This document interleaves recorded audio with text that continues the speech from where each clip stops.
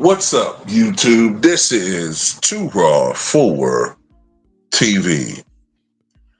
All right, so before I get into this video, I want to give a shout out to the brother, Gary Benson, for showing love with a donation to the channel via the PayPal.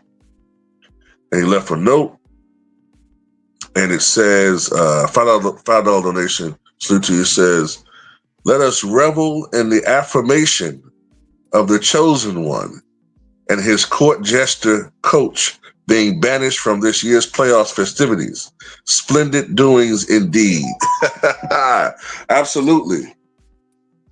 Absolutely. The clown king and his king court jester are vamoosed from the premises. Get up out of here. Know-it-alls. Mind the game. Mind that door, motherfucker. That's what you better mind. Mind that door on your way out. So, I was chopping it up with a friend of mine, right? And he made an excellent point about, now that the La Circus is over, at least as far as the Lakers organization activities this season as far as playing basketball. The media are going to continue with storylines, and they're going to continue with the talk. That's just what they got to do. They got to feed the beast. So he brought up a possibility that I think makes sense for LeBron. Now, I don't know whether LeBron's going to opt in or opt out, but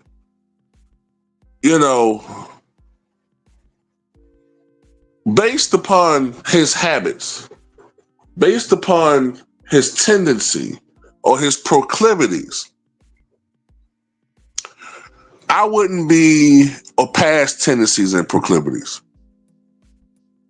I wouldn't be surprised if LeBron James leaves, okay? Now, I believe, someone can correct me if I'm wrong on this, I believe LeBron James has the option to opt out and become an unrestricted free agent. I believe that's his option. Or trade, I don't know. Whatever the case may be. I don't know how it happens. But I could see the possibility of LeBron James joining the Phoenix Suns. I could see that. Now, I was looking at Dallas and,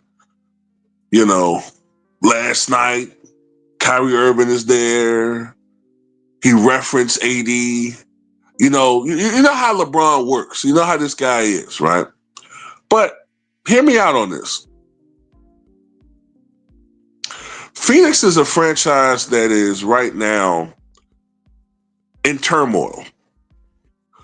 All these stars that have been signed, all these coaches, this carousel of coaches, this team was supposed to be one of the dominant teams in the Western Conference, if not in the entirety of the NBA. And they have failed epically to the point where Stephen A. Smith, a.k.a. Stephen A. Snitch, called out the Suns owner for being possibly on his way to becoming the most inept owner in basketball history. The owner himself has promised to deliver a championship, which I think is a little bit laughable, but, he got to say what he got to say. So there's pressure on this franchise to perform. We also know that although Bradley Beal does have a no-trade clause, and initially he's been very, very adamant about not leaving Phoenix, let's just say LeBron and him are traded. I don't know how all the money would line up. I know Bradley Beal's contract is enormous. Maybe a piece got to be added from LA. I don't know. But California is not that far from where he lives right now, as far as commuting back and forth to play. I'm just saying it's not that far away. I know California's large, but Arizona's right next to California.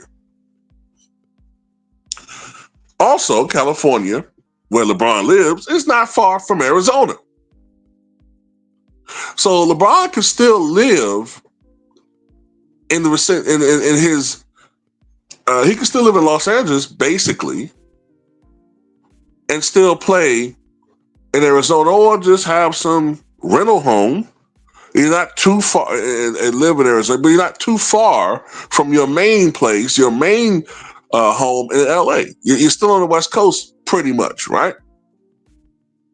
Also, his son Bryce plays in Arizona.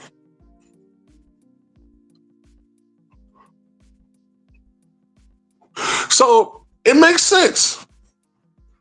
I'm not saying it's going to work, because it's not, but I can see it. Now, of course, whenever you have LeBron on one of these fake super teams, somebody struggles. Now, if Bradley Beal gets traded, I guess what would probably happen, because Devin Booker can play point, is Devin Booker gets moved to the point, and he becomes the guy who struggles because he has to augment his game to fit the 40-year-old entitled jerk. And he's going to be the media, well, maybe. He'll probably be the guy the media rag on.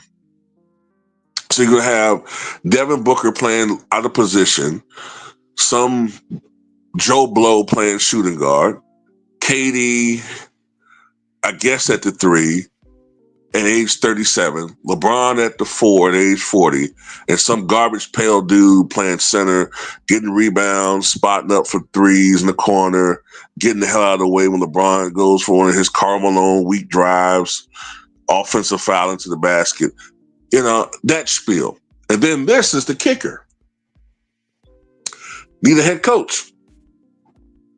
Who is LeBron doing his Mind the Game podcast with?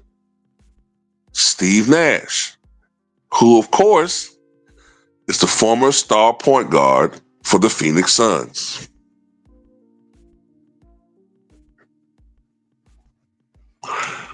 And let's go it further.